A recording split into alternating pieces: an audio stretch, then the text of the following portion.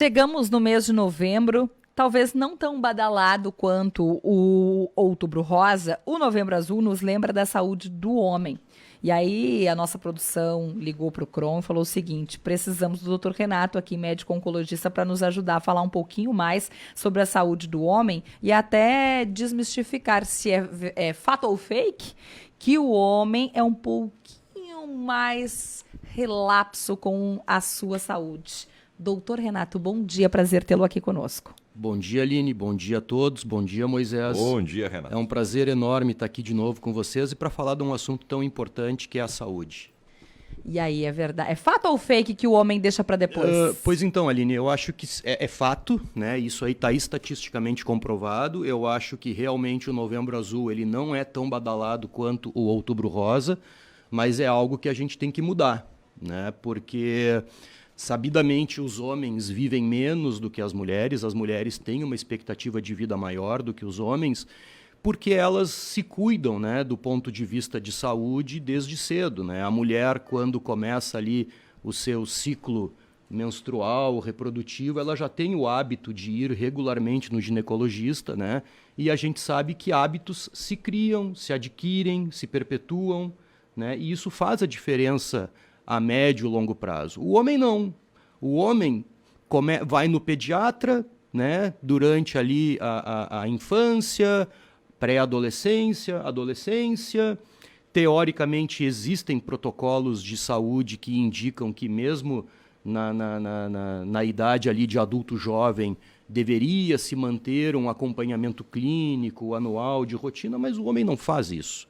Diferente da mulher que continua indo no ginecologista, que quer engravidar, que quer, enfim, né, formar a sua família. Então, isso contribui para que o homem, quando chega ali numa idade, não digo mais avançada, mas quando se torna homem, com 50, 55 anos, ele começa a colher os frutos desse passado, né? Então, realmente, isso acontece e é o que a gente observa, né? Doutor... E a gente tem que mudar isso aí, né? Não tem dúvida. Doutor Renato, importante, independe da classe, essa inexistência da procura pelo médico, independe da classe social do homem? Esse diálogo... Independe, Moisés, independe. Isso é uma situação que a gente observa independentemente da cor, da condição financeira, do local aonde vive. Isso é uma questão cultural. Do cara muito rico até o cara muito pobre. Isso é uma questão cultural, né? E é uma questão também de cada um, depende muito de cada um, né? A gente sabe que tem muitas pessoas que negligenciam a própria saúde, né? Sempre tem aquela pessoa que acha que dá para deixar para depois. E eu faço uma pergunta aqui que uma vez um professor meu na faculdade fez. Quem é que não se acha imortal? Né? Todo mundo acha que nunca vai acontecer comigo, que quando acontecer eu resolvo, eu não preciso, eu não sinto nada, eu me sinto bem. As pessoas têm, via de regra, a cultura de se autodenominarem saudáveis. Eu tenho muitos pacientes que sentam na minha frente com câncer e que dizem para mim, olha, eu sou uma pessoa saudável, eu nunca fui no médico. Isso está errado. Pelo contrário, tu não é saudável. Se tu não vai no médico, tu não é saudável. Tu não pode te rotular como saudável sem nunca ter cuidado da saúde. Eu tenho uma expressão que eu uso, doutor. Quando cai a máscara do super-homem. É verdade. Exatamente. Nós temos uma máscara assim do super-homem, né? Exatamente. É o que eu estava te dizendo. Eu nunca me esqueço. Essa situação que eu tive com um professor na faculdade foi muito emblemática. Nós estávamos atendendo um rapaz que era uma aula de neurologia, ele sofreu um acidente de carro, ele estava tetraplégico em cima de uma cama, a mãe e o pai chorando, né, desesperados com a situação do filho, e terminamos de atender o rapaz ali, fizemos todos os exames, identificamos que ele estava com sequelas irreversíveis, ele chegou no corredor, ele olhou assim para nós e disse assim, quem de vocês aí acha que isso nunca vai acontecer com vocês? Todo mundo levantou a mão, né? Porque realmente, tu nunca imagina que tu vai sofrer um acidente de carro, ficar tetraplégico, tu nunca imagina que tu vai ficar doente, tu sempre acha que isso vai acontecer com o vizinho, com o parente, mas contigo não. E nós não somos de ferro. Eu nunca me esqueço também uma outra vez que uma paciente me procurou com um diagnóstico de câncer de mama e foi uma consulta difícil, porque ela era uma mulher jovem, ela chorou bastante e tal. E ela repetia na consulta, por que comigo? Por que comigo? Por que comigo? E aquilo ali ficou me martelando até que eu olhei para ela e disse, vou te fazer uma pergunta, tu não me interpreta mal, mas por que não contigo? O que tu fez de diferente das outras pessoas para não ter o câncer de mama? E ela me olhou, ela disse, é verdade. Então, é isso que a gente tem que refletir. A gente sempre está à mercê dessas situações, né? E realmente, assim, o autocuidado, um acompanhamento médico regular, seja clínico, ginecológico, enfim, com médico de família, até mesmo oncológico, né? Porque o oncologista ele não está aí só para tratar câncer. O oncologista ele está aí também para ajudar os pacientes a se prevenirem do câncer. A precaução. E essa é uma coisa que eu tenho, essa é uma situação que eu tenho tentado mudar também, porque geralmente quando me conhecem perguntam: o que tu é? Médico? Ah, que legal, tu é médico? Pois é, eu tenho aqui um probleminha de saúde e tal. Qual é a tua especialidade? Sou oncologista. Ah, espero nunca precisar de ti. É sempre assim. Eu digo, Doutor. não, tu tá errado. Vocês estão errados. Vocês têm que procurar também o oncologista para saber como se prevenir. Muito bem, estamos conversando com o Dr. Renato, médico oncologista do Crohn, e hoje nós estamos falando um pouquinho mais sobre a saúde do homem. E aí, doutor, mitos e verdades sobre essa temática de forma específica. Lá na primeira pergunta, sobre se o homem tem sido um pouco mais relapso, mas pensando assim no câncer de próstata, que é esse o grande movimento do outubro, aliás, do novembro azul. A gente já evoluiu nessa pauta ou o homem ainda tem receio de procurar informação sobre essa doença, de fazer o seu exame de rotina? Não, Aline, eu acho que a gente já evoluiu sim nessa pauta. Inclusive, uma das justificativas para o aumento de número de casos de câncer de próstata é justamente o aumento do número de diagnósticos, né? E isso se dá graças a uma procura maior pelo atendimento médico, pela melhoria dos exames diagnósticos também e pela disseminação da informação, né? Eu acho que o grande mito relacionado à questão do rastreamento do câncer de próstata, e eu acho que cabe aqui salientar que câncer de próstata é uma doença que não tem medida preventiva 100% eficaz. Então é uma doença que, por mais que que o homem seja saudável, ele ainda corre riscos de ter a doença, tá? Mas o grande mito é que o homem, cuidando da sua saúde, não deixará de ser homem. Ele não afetará a sua masculinidade, como muitos brincam e imaginam que isso possa acontecer.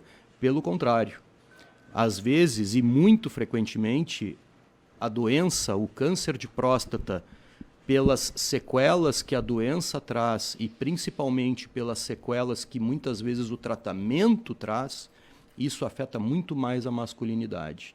E eu que convivo com homens que fazem tratamento para câncer de próstata, posso falar com até certa propriedade sobre isso.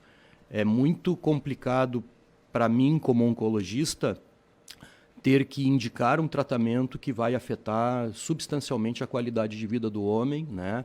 Afetando ali uma série de situações, principalmente na relação sexual, né, que é a grande queixa, né, do paciente, mas em contrapartida temos uma doença grave envolvida. O que a gente tem que pensar e o que a gente não pode deixar acontecer é chegar nessa doença grave, porque o câncer de próstata é uma doença tratável, curável, porém quanto mais cedo diagnosticada e inclusive com bem menos sequelas, né?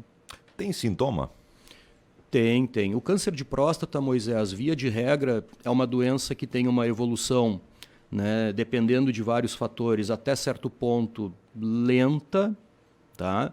Mas é uma doença que inicialmente ela não causa sintoma nenhum. O homem já pode estar desenvolvendo câncer de próstata, porém ele não tem sintoma nenhum. E Vida normal e já está com problema. Pode. É que nem o câncer de mama na mulher. A mulher ela pode estar desenvolvendo um nódulo na mama e ela não sente nada, ela só vai descobrir porque ela faz a mamografia. O homem é a mesma coisa. A próstata é uma glândula localizada na via urinária do homem, né? E essa glândula, internamente, ela pode desencadear a formação de pequenos nódulos que inicialmente são pequenos, restritos a essa glândula e que não vão causar sintoma nenhum, né? E, via de regra, o homem, Quando começa a desenvolver sintomas da doença e aí procura médico, via de regra nós já estamos diante de uma doença mais avançada, né? Via de regra, Moisés, os principais sintomas são sintomas urinários, né? Aquele homem que de uma hora para outra começa a levantar várias vezes de noite para fazer xixi. Ah, antes não era assim, agora eu tenho que levantar 3, 4 vezes de noite para ir ao banheiro. Tem alguma coisa errada.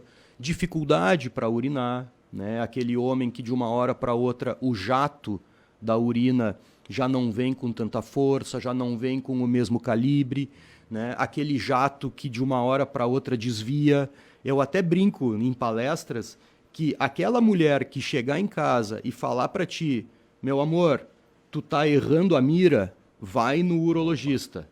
Vai no urologista, porque às vezes esse erro de mira não é um simples erro de mira. Ele pode estar errando a mira do jato urinário também por uma doença prostática, né? Sangramentos urinários também podem acontecer. Eventualmente, o paciente descobre o câncer de próstata por já sintomas de uma doença mais avançada, por exemplo, uma dor de uma metástase óssea. Seguidamente, a gente pega pacientes que descobriram o câncer de próstata porque começaram com uma dor na coluna, fizeram um exame, tinha lá uma metástase óssea, e aí tu vai atrás e tu descobre que tudo começou por um câncer de próstata, né? Claro, é difícil uma pessoa chegar numa doença em estágio avançado sem nunca ter apresentado um sintoma urinário, né? Via de regra, quando isso acontece, a gente entende que o paciente em algum momento negligenciou o seu sintoma, às vezes até por medo de descobrir alguma coisa mais grave, né? Acabam deixando aquilo de lado, achando que aquilo é normal pela idade, porque eu já estou com 60 anos, é normal eu não urinar tão bem como eu urinava antes. E aí acaba negligenciando, não fala, sabe da doença, não quer passar por cirurgia, não quer passar por químio, não quer passar por rádio, e acaba que quando a coisa realmente aperta, né, quando afunila lá na frente, com dor, com obstrução urinária, com hemorragias, com sintomas mais graves da doença, aí acaba que tem que procurar ajuda, né? Câncer de próstata, doutor, é uma doença para homens jovens também? Hoje já se tem aí pacientes também mais jovens, abaixo de 45, 50 anos, com câncer de próstata, tá?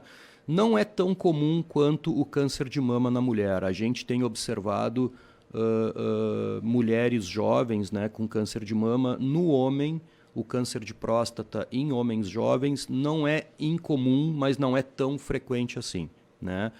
A gente sabe, né, Aline, que o câncer de próstata ele também tem uma relação hereditária, né? Então, via de regra, esses pacientes mais jovens com diagnóstico de câncer de próstata, provavelmente eles já nasceram com algum erro do seu DNA que predispõe ao desenvolvimento da doença até numa idade mais jovem. Mas sim, existem casos. Eu busquei uma informação dada aqui, de acordo com o INCA, o Instituto Nacional de Câncer, é o segundo câncer mais comum entre os homens, atrás somente do câncer de pele. Isso. Doutor, importante a gente falar sobre isso, e tu falava da questão da negação, né? A negação, e daí eu quero chamar a atenção da nossa audiência, ela é inimiga da saúde e da vida. Então a gente negando, infelizmente, e sem tratamento, em casos graves, infelizmente, tu vai para o buraco. Exatamente. É irreversível. Exatamente. A gente precisa tratar o problema. Exatamente. Ainda mais se tu fores pensar que ainda hoje o homem ele é o grande mantenedor da família, né? Já passei por diversas situações em que o homem era quem trabalhava, era quem sustentava a família, se vê doente, né? Tem que deixar de trabalhar, vai para INSS, a renda cai substancialmente, famílias se desestruturam totalmente, né? Então, realmente, isso é uma coisa que a gente observa com muita frequência, Moisés. O câncer de próstata, ele é, em termos gerais, sim, o segundo tipo de câncer mais comum no sexo masculino, né? E é um dos que mais mata também, para vocês verem a gravidade dessa situação. Então, assim, eu tenho certeza que tem muitos homens aí morrendo de câncer de próstata que não precisariam estar passando por isso, né? Basta ter aí uma conscientização, e é para isso que serve o Novembro Azul, né? O Novembro Azul é uma campanha de conscientização pro rastreamento do câncer de próstata. Porque, como eu disse antes, o câncer de próstata é uma doença que não tem prevenção, ela é uma doença que tem que ser rastreada para que ela seja descoberta logo. E aí o homem se cura, é a vida que segue, né? E vai deixar de sofrer todas as consequências da doença e do tratamento também, né? Na prática, doutor, este rastreamento começa quando, se dá de que forma? Bom, já existem dados científicos, Aline, que o rastreamento em larga escala, aberto para todos os homens, tá? Existem algumas dúvidas reais assim do benefício disso. Então, hoje, o rastreamento do câncer de próstata, ele é mais indicado para um nicho específico de pacientes. O paciente precisa obrigatoriamente estar sob risco de câncer de próstata para ser submetido ao rastreamento. Então, o primeiro fator é a idade, né? O câncer de próstata ainda é uma doença relacionada à idade, né? Quanto mais velho, maior a chance de câncer de próstata. E existe uma estatística que fala, até no próprio INCA, que a média de diagnóstico de câncer de próstata é 65 anos de idade. Tá? Então, a idade é um principal fator. E estilo de vida. Estilo de vida, desculpa, tem mais dois fatores que eu vou citar. Estilo de vida.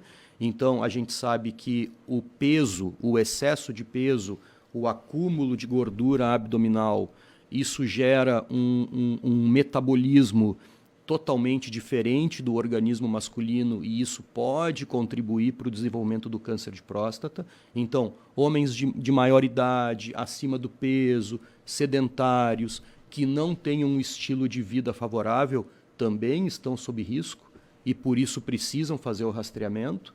Pacientes com familiares em primeiro grau, que tiveram câncer de próstata, por exemplo, meu pai teve câncer de próstata, meu irmão teve câncer de próstata, tu também está sob risco, então tu também tem que ser submetido ao rastreamento de forma mais precoce. E homens negros, né? Homens negros têm uma tendência a ter mais câncer de próstata do que brancos, pardos, amarelos, enfim.